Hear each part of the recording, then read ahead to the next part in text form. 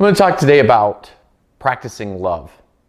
In our culture, there are so many people that struggle around the idea of intimate relationships.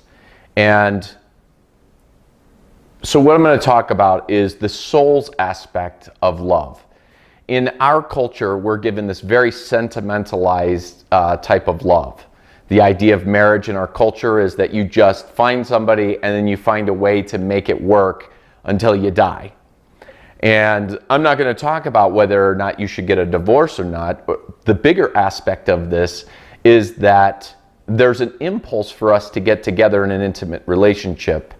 And the soul wants to find out what real love is.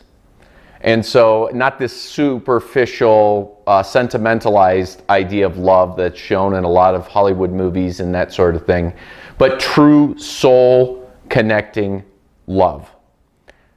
So first of all is, why do we not experience this? And it always comes down to fear. But this time I'm not talking about, I'm going to talk about fear. Fear is for the ego and awe is for the soul.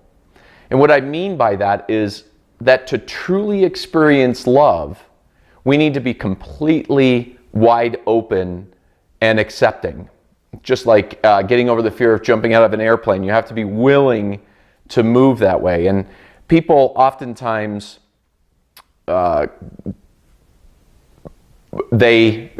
obviously, you could probably talk to a million people who say they would never jump out of an airplane because it's not their thing, or, because they fear it too much. Well, it's the same aspect of looking into the face of God. And it isn't fear, it's awe. Because when you look into somebody with pure love, with not the sentimentalized kind of love, but pure love, where there's no expectations and there's only a complete bond, that is looking into the face and the eyes of God. And so don't confuse it. You're scared because of fear. You're scared because of awe. It's overwhelming. And so we don't do this in relationships. We avoid going there. And that is where it comes to, we're given these opportunities to be very vulnerable in relationships, and then, relationships don't work, and we go out and we try to avoid the things that we didn't like in the other person and this sort of thing.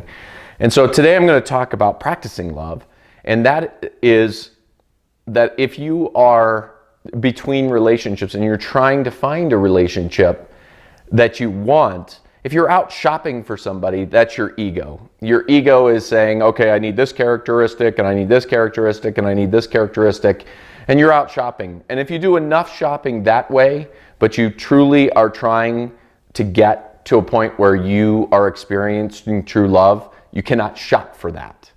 And that just happens. And so the idea is that we have to be on the same level of consciousness as our soulmate. The other person is working just as we're working towards it. Otherwise, we're just getting into a relationship for comfort, for ease, to make things easier in life, rather than practicing love. So in the meantime, as we're waking up and we're finding the contradictions within ourselves and we're learning to be vulnerable, we're getting over our fears, we're starting to look into the eyes of God, we can practice. And so it doesn't have to be this struggle of, oh, I really believe that I want somebody in my life and that sort of thing.